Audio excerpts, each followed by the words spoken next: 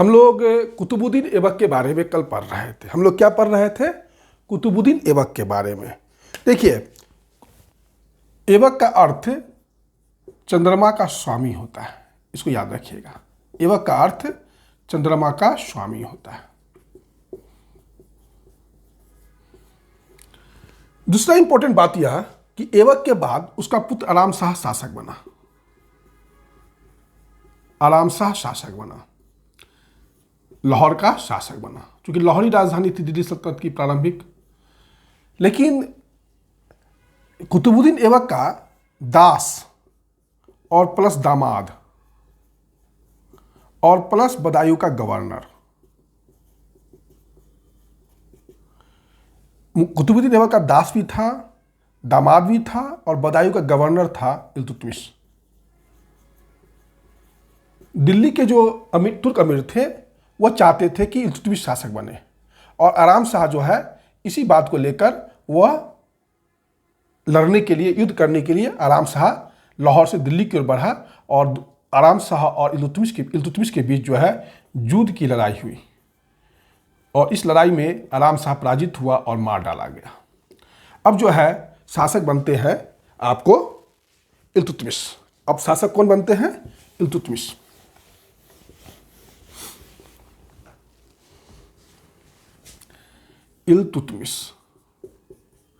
इल्तुतमिश का समय है 1210 एडी से 1236 एडी तक।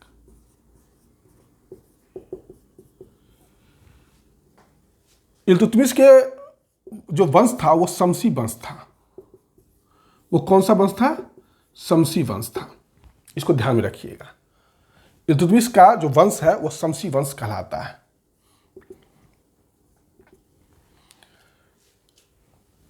उसके बाद इल्तुतमिश जो था वो गुलामों का गुलाम था, गुलाम का गुलाम था।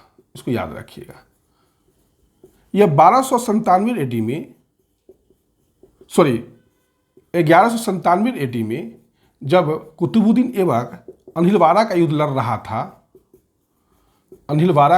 रहा था, तो उसी समय इल्तुतमिश से प्रभावित होकर उसे अपना दास बना लिया था। तो गुलामों का गुलाम क्यों कहा जाता है? क्योंकि कुतुबुद्दीन ऐबक खुद दास था मोहम्मद गोरी का, और इल्तुतमिश जो था वह कुतुबुद्दीन ऐबक का दास था, इसलिए इसको गुलामों का गुलाम कहा जाता है। जब 1205 एडी में मोहम्मद गोरी खोकर के विरुद्ध लड़ रहा था, तो काफ़ी इल्तुतमिश ने अपनी वीरता का परिचय दिया, और इससे ये काफ़ी प्रभावित हुआ मोहम्मद गोरी। तो मोहम्मद गोरी ने कुतुबुद्दीन ऐबक से कहा कि इसको दासत्व से तुम मुक्त कर दो। तो मोहम्मद गोरी ने इसको 1205 एडी में ही दासत्व से मुक्त कर दिया था, और फिर अपना दामाद भी बनाया था और बदायूं का गवर्नर भी बना दिया था। कहने का अर्थ यह काफ़ी प्रतिभाशाली व्यक्ति था।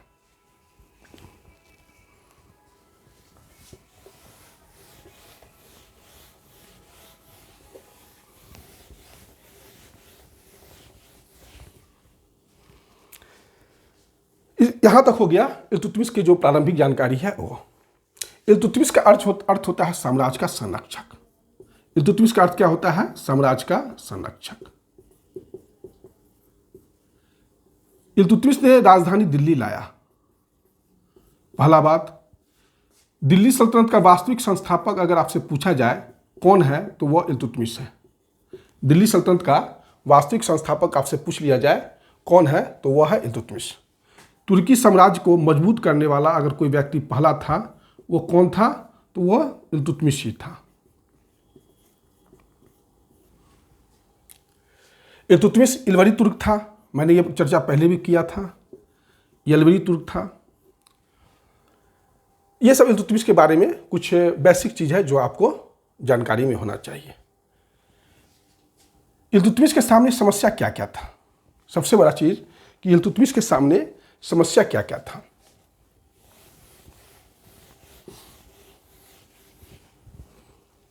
तो इल्तुतमिश के सामने सबसे बड़ा समस्या था यल्दौज। अभी भी यल्दौज जो है वो, और कुबाचा, ये दोनों समस्या बहुत यल्दौज याद ही होगा कौन है, कुवाचा कौन है याद ही होगा। तो यल्दौज जो है, यल्दौज का शासन कहाँ था, गजनी पर। इसी समय ख्वारिज़्म साम्राज्य ने क्या किया, गजनी को जीत लिया। अब यल्दौज जो है पंजाब की ओर बढ़ा और लाहौर वगैरह पर कब्जा कर लिया।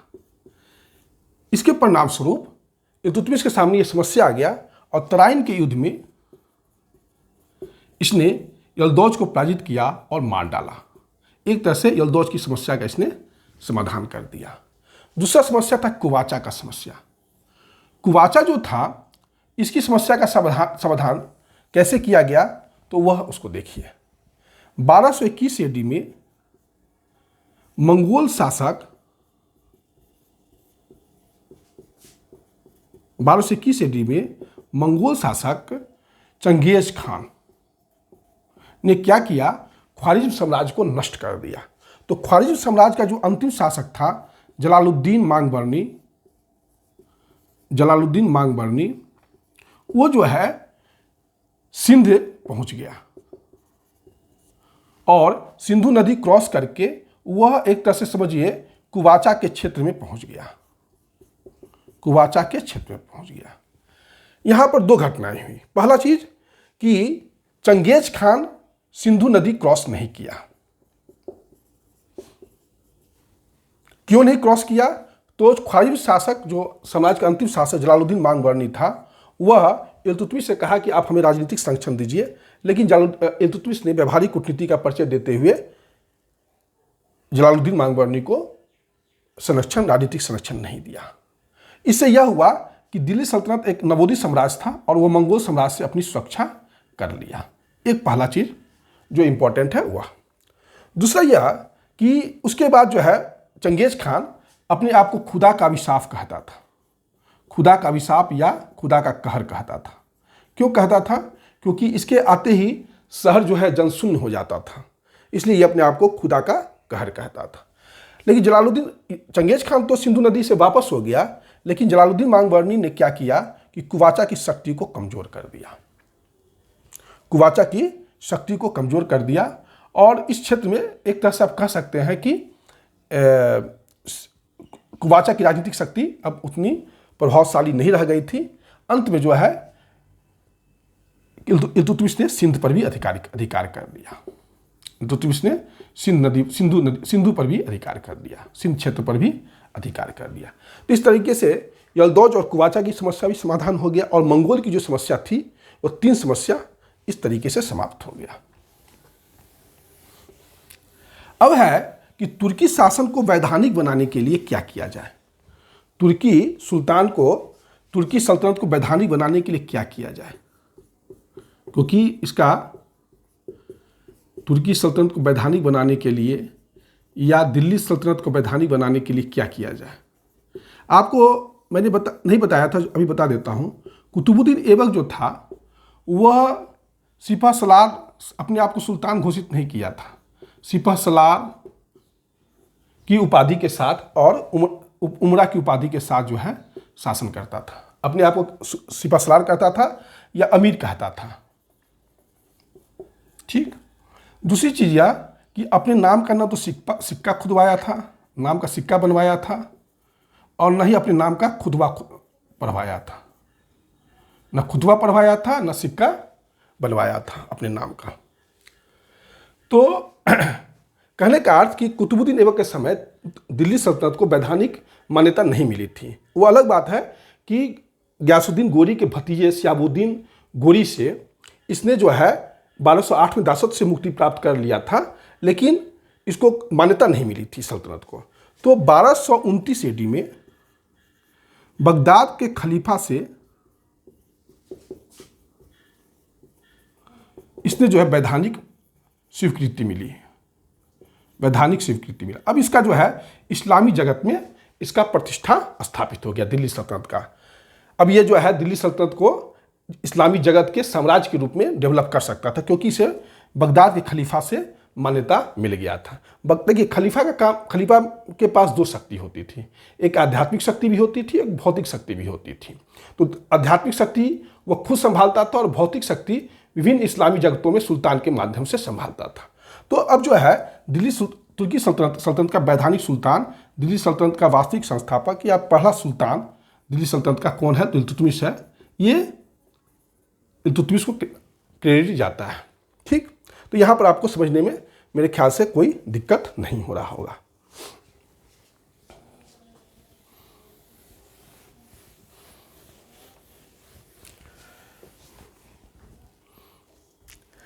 अब जो है इंपॉर्टेंट एक समस्या हो रहा था बंगाल की तरफ। कुतुबुद्दीन के समय अली मर्दान खां वहां का शासक था। अली मर्दान खां शासक था। बिहार और बंगाल एक तरह से एक ही क्षेत्र था। लेकिन अली मर्दान खां के बाद जो है वहां पर हिसामुद्दीन एवाज नाम का व्यक्ति, हिसामुद्दीन एवाज नाम का व्यक्ति जो है स्वतंत्रतापूर्वक व्यवहार करने लगा था। और स्वतंत्रतापूर्वक व्यवहार ही नहीं करने लगा था, वहां बंगाल की जनता में वो लोकप्रिय हो गया था। तो इल्तुतमिश ने बिहार और बंगाल हिसामुद्दीन एवाज को पराजित कर दिया और इसके लिए अपने बेटा को भेजा था पराजित करने के लिए, जिसका नाम था नासुद्दीन महमूद, जिसका नाम था नासुद्दीन महमूद। और पराजित कर दिया तो मलिक जानी नाम के व्यक्ति को बिहार और बंगाल का पहला गवर्नर इल्तुतमिश ने बनाया। लेकिन बाद में मलिक जानी को हटा के अपने बेटे नासुद्दीन महमूद को बिहार और बंगाल का गवर्नर बनाया और ये लखनौती से शासन करता था, जहां लखनौती में ही नासुद्दीन महमूद की मृत्यु हो गई। नासुद्दीन महमूद की मृत्यु हो गई। अगर आपसे पूछ लिया जाए कि बिहार और बंगाल का पहला गवर्नर कौन था, इल्तुतमिश ने किसे बनाया था, तो आपका आंसर होगा मलिक जानी। ठीक, इस तरीके से बिहार और बंगाल भी जो है दिल्ली सल्तनत की सीमा में शामिल हो गया। उधर गजनी शामिल हो गया, बहुत अच्छा, उधर जो है सिंध शामिल हो गया, मुल्तान शामिल हो गया। तो दिल्ली सल्तनत की सीमा अब काफ़ी बढ़ चुकी थी। अब जो है इसने कालिंजर को जीता, ग्वालियर जीता, राजपूताना के क्षेत्र को जीता, जोधपुर को जीता, ये काफ़ी क्षेत्र को जीता। और सबसे इंपॉर्टेंट बात है कि उज्जैन के महाकाल मंदिर को इसने ध्वस्त करवा दिया था। ये इंपॉर्टेंट बात है कि उज्जैन के महाकाल मंदिर को इसने ध्वस्त किया था। थोड़ा सा उसको ध्यान रखिएगा। इसने ग्वालियर का अभियान किया। ये सब इसके महत्वपूर्ण अभियान है। ग्वालियर अभियान के बाद इसने जो है रजिया का नाम अपने सिक्के पर खुदवाया। रजिया का नाम जो है अपने सिक्के पर खुदवाया। तो ये सब जो है इल्तुतमिश का कुछ काम है। इल्तुतमिश ने क्या किया? इल्तुतमिश का दो इंपॉर्टेंट काम है जो बहुत ही प्रशासन के क्षेत्र में बहुत इंपॉर्टेंट है। एक, उसने लाया तुर्कान ए चहलगानी। तुर्कान ए चहलगानी ये होता था 40 तुर्क सरदार का। इसमें 40 तुर्क सरदार रहते थे। ये काफ़ी विश्वस्त थे, राजा के, सुल्तान के काफ़ी विश्वस्त थे। और इसी से इल्तुतमिश जो है अपना पूरा काम करता था। तुर्कान चहलगानी जो 40 तुर्क सरदारों का एक संगठन था, वो काफ़ी इल्तुतमिश के विश्वासपास व्यक्ति थे। इसी से जो है इल्तुतमिश अपना कह सकते हैं कि सैन्य अभियान का काम पूरा करवाता था। दूसरा है, भारत में उसमें सामंतवादी प्रथा थी, उत्तर भारत में विशेषकर। तो सामंतवादी प्रथा को तोड़ने के लिए इसने इक्ता प्रथा को लाया। इक्ता एक अरबी शब्द है जिसका अर्थ होता है जमीन, और इस पर जो है इक्तादार का नियुक्ति किया। और इसका दो काम था, यहाँ पर जो है भू राजस्व वसूलना इस क्षेत्र से, और शांति व्यवस्था लागू करना। तो कहीं ना कहीं वो सामंतवादी व्यवस्था को कमजोर करने के लिए इक्ता प्रथा लाया, और अपने साम्राज्य को दूरवर्ती क्षेत्रों में मजबूत करने के लिए भी इक्ता प्रथा लाया। मतलब इक्ता से वो दो उद्देश्य को पूरा किया, सामंतवादी प्रथा को तोड़ा और साम्राज्य को दूरस्थ प्रांतों पर नियंत्रण किया। यह तो हो गया इसका जो प्रशासनिक काम है। तीसरा काम इसने क्या किया कि सिक्का पर टकसाल का नाम खुदवाना शुरू कर दिया और शुद्ध अरबी का सिक्का जारी किया। शुद्ध अरबी का सिक्का जारी किया। चांदी का टंका जो 175 ग्रेन का था, चांदी का टंका, और तांबा का जीतल, ये 2 प्रकार के सिक्के जारी किए। जब इल्तुतमिश जो है ग्वालियर जीता तो अपनी बेटी का नाम भी सिक्का पर खुदवाया था। ये जो है इंपॉर्टेंट चीज़ है, ध्यान में रखिएगा।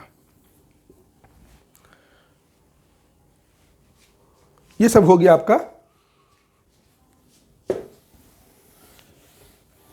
इल्तुतमिश के कुछ काम। अब इल्तुतमिश का स्थापत्य के क्षेत्र में क्या क्या योगदान है, तो सबसे पहला चीज़ जो कुतुबुद्दीन ऐबक ने जो कुतुब मीनार का निर्माण शुरू किया था वो पूरा नहीं हुआ था। कुतुबुद्दीन चिश्ती संत थे, कुतुबुद्दीन बख्तियार काकी के याद में कुतुबुद्दीन ऐबक ने कुतुब मीनार का निर्माण शुरू किया, लेकिन पूरा किसने किया? इल्तुतमिश ने किया। दूसरा इंपॉर्टेंट काम कि अतारकिन का दरवाजा किसने बनाया? अतारकिन का दरवाजा कहाँ है? जोधपुर में। ये इसी ने बनवाया था, इल्तुतमिश ने बनाया था।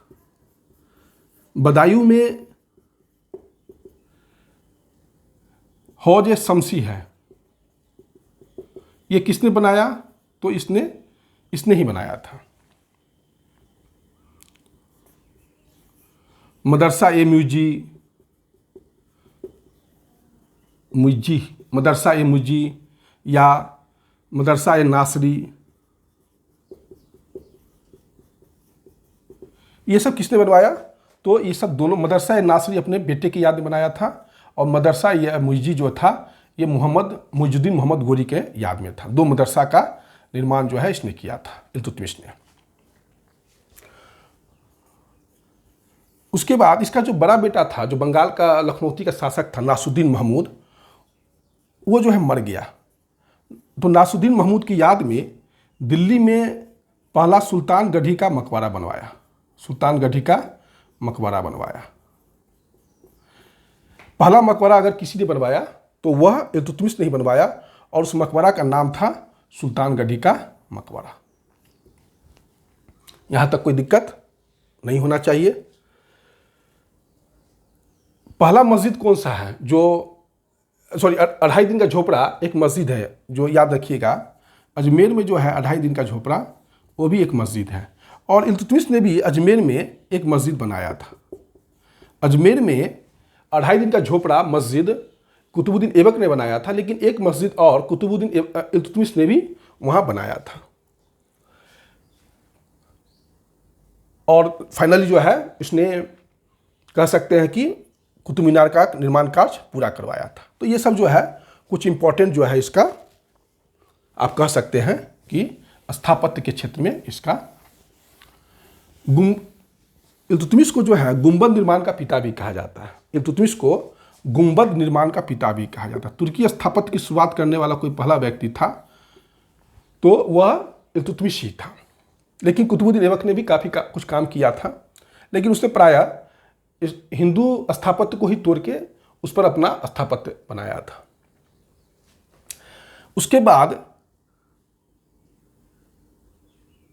इसके दरबार में जुनैदी नामक एक प्रसिद्ध वजीर रहता था। जुनैदी बहुत ही पढ़ा लिखा व्यक्ति था, इसका वजीर था।